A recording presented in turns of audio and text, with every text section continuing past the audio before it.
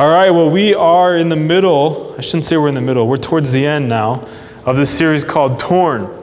And this morning we need to I don't know if we need to refresh, but we're going to shift this morning to Rehoboam, king of Judah. The last couple weeks we've been talking about Jeroboam, king of Israel. And you're like, all these Boams and who's who and where are they at? All right, so Jeroboam, the last couple weeks we've talked. The last time I was up here, we talked about Jeroboam, king of the northern 10 tribes of Israel. And he's the guy with the calves, and he worshiped the golden calves. And you can remember all that. And if not, go on the website and listen to the CD, okay? But that's Jeroboam in the north. And this morning, we want to shift.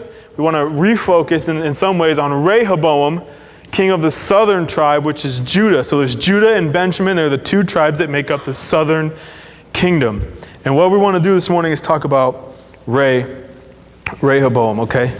So let me get where I need to be here. Rehoboam, like I said, two tribes. He's the guy, if you guys remember, a couple weeks ago we did a sermon called Want or Wisdom. All right, and Rehoboam was the guy, the king, that chose to listen to the counsel of the young men that he had surrounded himself with, instead of the godly counsel of the elders that his father, Solomon, had set up.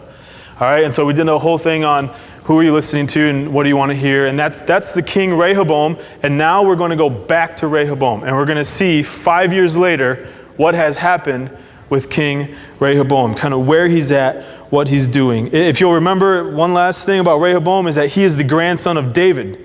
All right, so David had a son named Solomon. Solomon, the wisest man that ever lived, had a son named Rehoboam, and now Rehoboam sits on the throne of Judah. That's where we're at today. Turn in your Bibles to 2 Chronicles chapter 12. We're going to switch out of Kings. 2 Chronicles has the same information for the most part as 1 Kings does. What 2 Chronicles does, though, is it focuses more on the kings of Judah and not so much the kings of Israel, all right? So we're going to have a little extra information, so that's why we're going to switch over to 2 Chronicles. So in your Bible, 1 Kings, 2 Kings, 1 Chronicles, 2 Chronicles. 2 Chronicles chapter 12, starting at verse 1. And let's take a look at this guy, Rehoboam, and see kind of what his deal is this morning, all right? So Rehoboam, 2 Chronicles chapter 12, verse 1. After Rehoboam's position as king was established, and he was strong, and he had become very strong, he and all Israel with him abandoned the law of the Lord. Well, that sounds a lot like Jeroboam, but okay, let's keep going. Because they had been unfaithful to the Lord, Shishak, king of Egypt, attacked Jerusalem in the 5th year of King Rehoboam. Okay, so 5 years after Rehoboam makes this decision to go with the younger council rather than the older council, this is what happens.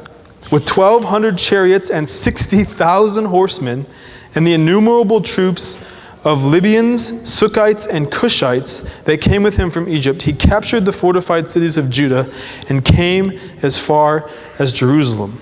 Then the prophet Shemaiah came to Rehoboam and to the leaders of Judah who had assembled in Jerusalem for fear of Shishak, and he said to them, let's stop right there. All right, so you have King Rehoboam, and here's kind of what his deal is. For the first 3 years of his rule, he's what has he done? He has taken, remember back, the counsel he received from the young men was to make the people slaves, basically. The older men were like, you know what? Solomon was a slave driver, lift the burden. The young men were like, you know what? Go for it. Like make them more slaves than they've ever seen before. So for 3 years, Rehoboam has been building fortresses, collecting money, all these things for 3 entire years. All right, now, and he is strong now. In chapter 12, he is strong. He has his sons. If you read back in chapter 11, his sons, he has 28 sons, and they are now the princes of the provinces of Judah. All right, so his family is high up on the political leadership scale, should we say. Like he has put his sons in power over all of these people, all right? He has made alliances. He has taken wives for his sons and made alliances with foreign nations, different nations, so that he is well connected militarily. So he's militarily strong. He's politically strong. We're going to find out later in this chapter that when they are overtaken by Egypt, all of Solomon's golden shields that are in the dowry are stolen. There's like $1.2 million of gold in Rehoboam's kingdom. That's a rough estimate, all right? He's strong. He's got money, all right? So he's kind of got it all. Like in verse 1, Rehoboam is strong. He set himself up in 3 short years as like the man. Like you guys know those foam fingers, the number 1 fingers? Like that's Rehoboam. See, I'm going to say Jeroboam, but I mean Rehoboam, okay? Like that's Rehoboam. He's like, I'm number one. Like, I got it going on. My kids are in power. I'm in power. I got the money. I got the alliances. I got the military power. I got it all going on. That's where Rehoboam's at right now. All right, there's only one problem. That when Rehoboam sees this, you know what he decides? He says, I got what I want, and now I don't need God. That's what Rehoboam does in verse 1. He's like, I'm the man. I'm number one. Pick me. I don't need you anymore, God. They turn away from God. Listen to 1 Kings' account of what they do. All right? In the 4th year of Rehoboam's reign. 1 Kings 14:22. 14 verse 22. Judah, that's Rehoboam, he's the king of Judah, did evil in the eyes of the Lord. By the sins they committed, they stirred up his jealous anger more than those who were before them had done. They also set up for themselves high places, sacred stones, and Asherah poles. Okay, like we learned about the Asherah poles in the Warriors series. So go back in your mind to what Asherah poles are. On every high hill and under every spreading tree. There were even male shrines in the land. The people engaged in all the detestable practices of the nations and the Lord had commanded them to drive out. Okay, that's year 4 of Rehoboam. Year 3, 1 through 3, great, strong, God's in the land. Year 4 of Rehoboam goes to pot. It's done. He's finished. They're done. All right, and it's not just Rehoboam, it's the entire nation, okay? So here's what God does. God says, all right, you don't need me. You've decided that since you've got what you want, I'm no longer necessary. Here's the Egyptian army. Deal with them. And 1,200 chariots, 6,000 horsemen, innumerable troops sweep through the entire nation of Judah like a knife cuts through butter. No problem. 3 years of fortifying cities, gone. 3 years of collecting money, gone. 3 years of alliances, gone. 3 years of marrying sons and having his sons in command, gone. Gone in no time. You've got nothing. God's saying to Rehoboam, you have nothing. And now God sends the prophet Shemaiah. And it's almost comical. Like if you read some of the Hebrew, it's almost comical. It's almost like God's saying to Shemaiah, I got their attention now, I think. Go ahead and talk. Like now they're listening. Like now they'll pay attention. Go ahead and deliver the word of the Lord. It's like the climax moment of this whole chapter, really. Rehoboam and his sons are sitting in the war room. Egypt and all the men are right outside the front door of Jerusalem, the last standing city, and he's got 29 guys around a table, and they're like, what are we going to do? What's going to happen? Are we going to be able to fight? Are we going to be able to win? Are we going to be able to overcome? Is God going to fight for us? Is God going to go with us? Is God going to be on our side? Is God against us? How's it happen?